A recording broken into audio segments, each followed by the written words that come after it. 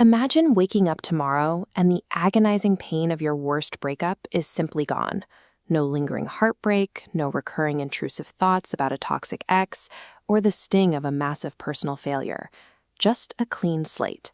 That is the premise of the 2004 film Eternal Sunshine of the Spotless Mind, where heartbroken people visit a clinic to have specific memories of past lovers systematically deleted from their brains, like clearing out unwanted files on a hard drive. But that concept has slipped the boundaries of science fiction. Today, researchers in neurobiology and psychology are actively developing and testing clinical techniques to isolate, manipulate, and even erase human memories. The tools to rewrite our own mental history are arriving. Yet, as we map the architecture of the brain, a major problem is emerging. We don't actually know how selectively erasing our past will alter our core identities. Our desperate urge to escape emotional suffering is accelerating the developments of the technology that could ultimately cost us the very experiences and mistakes required to build who we are. To understand memory erasure, we must discard the idea that brains operate like computer storage. You can't just drag a specific memory into the trash bin. According to Dr. Lote, a complex memory isn't localized. It forms an interconnected web across distant lobes.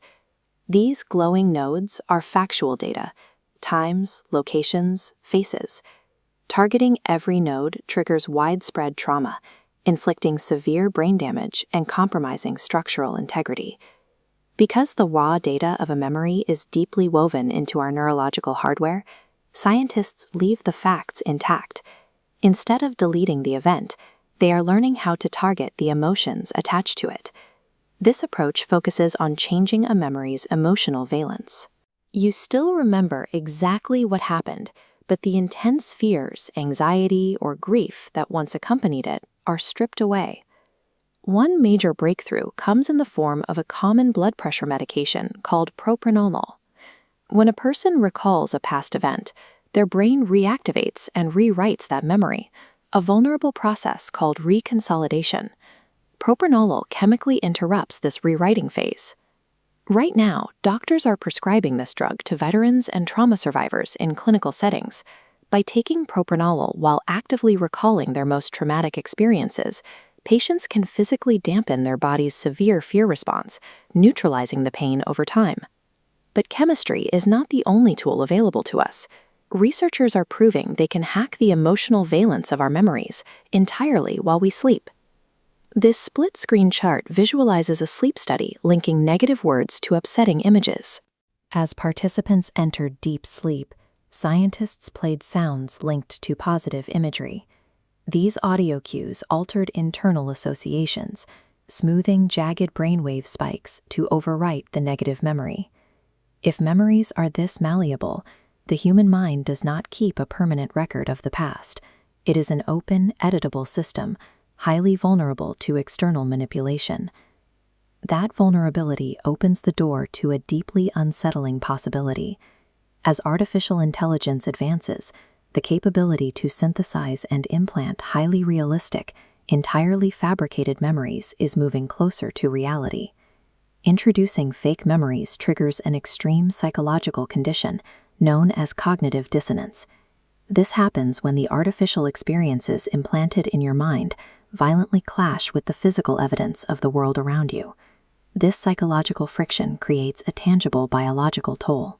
Beyond the mental distress, the constant state of doubt triggers chronic stress and a measurable collapse of the immune system as the individual loses the ability to trust their own perception. Altering the emotional weight of a memory can be a vital tool for curing paralyzing trauma, but intentionally introducing false realities creates a completely new pathology, a state where the brain actively rejects itself. This malleability suggests a future where a biological process becomes a hackable product. Dr. Latote argues that as we incorporate more digital components into our lives, our brains become more cyborg-like, meaning our internal data follows the path of every other digital asset. Once memory is digitized and editable, it becomes a commodity. We face the horizon depicted in novels like The Memory Thief, where the experiences that make us human are extracted and traded as currency. This flowchart visualizes the potential for corporate overreach. If audio cues can rewrite our feelings during sleep, that interface becomes a portal for curated reality. Corporations could extract raw experience, patent the editing process, and sell the resulting packaged memories back to the public. This leaves us with a precarious ethical dilemma. We have to balance the genuine medical need to treat suffering patients against the risk of systemic exploitation and external control. It all circles back to a core paradox.